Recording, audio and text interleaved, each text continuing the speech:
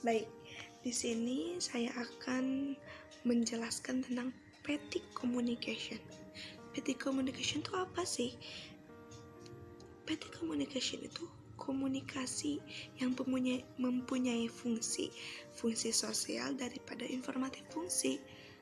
Dan petty komunikasi itu mempunyai dua macam, yaitu verbal dan non-verbal komunikasi.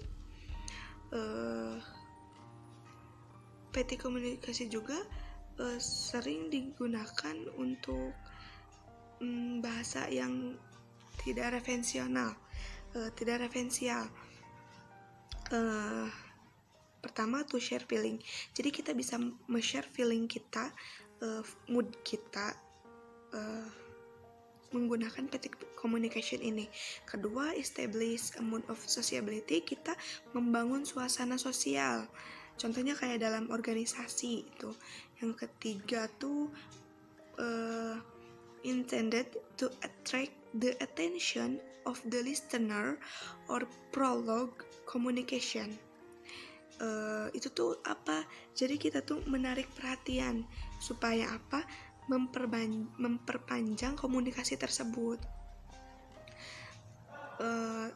Tadi yang dimaksud dengan verbal dan non-verbal.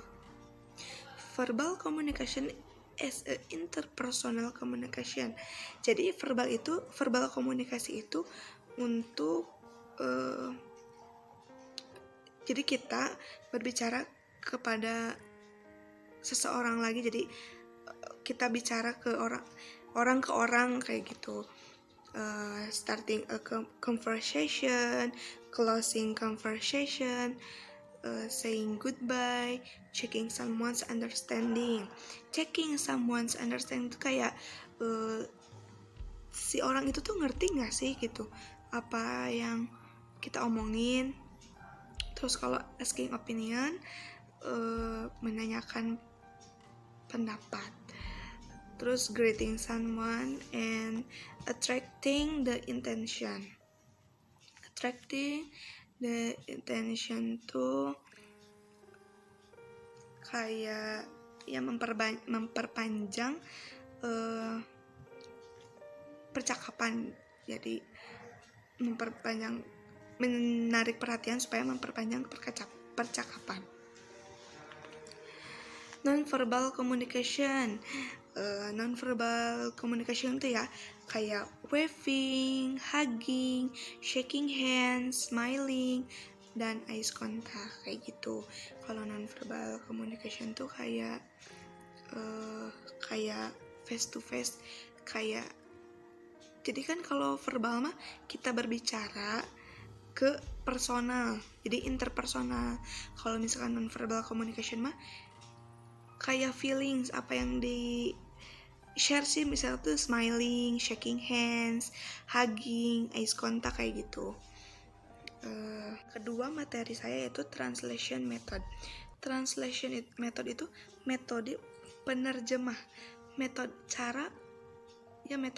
untuk menerjemahkan suatu teks. Molina dan Albir menyatakan bahwa metode terjemahan mengacu pada cara proses terjemahan tersebut yang dilakukan dalam hal objek penerjemah. Opsi global yang memengaruhi seluruh teks. Jadi kata Molina dan Albir itu metode terjemahan mengacu pada cara proses the metodenya ada word for word translation. Word for word translation itu terjemahan kata demi kata. Jadi menerjemahkan, misalkan eat, makan. Jadi word for word translation. Kalau faithful translation, jadi penuh gitu. Kalau semantic translation tuh terjemahan semantik kayak adaptasi gitu. Kalau free translation, terjemahan yang gratis kayak gitu. Kalau idiomatic tuh ya terjemahan idiomatic. Kalau ini communicative translation. Communicative terjemahan komunikatif tuh kayak kita menerjemahkan native apa yang orang, misalkan ada turis datang ke Indonesia untuk berlibur. Nah, kayak tour guide-nya gitu, lah itu termasuk communicative translation. Kalau misalkan kita word for word, itu masuknya ke kamus, kayak kita di kamus pakainya word for word translation kayak gitu. Kalau misalkan communicative translation yang sering digunakan tuh kayak tour guide, terus kayak misalnya orang Jawa masuk ke Bandung, dia kan bahasa Jawa sama bahasa Sunda tuh berbeda. Jadi kita bisa menggunakan metode communicative translation. Sekian yang bisa saya sampaikan. Wassalamualaikum warahmatullahi wabarakatuh.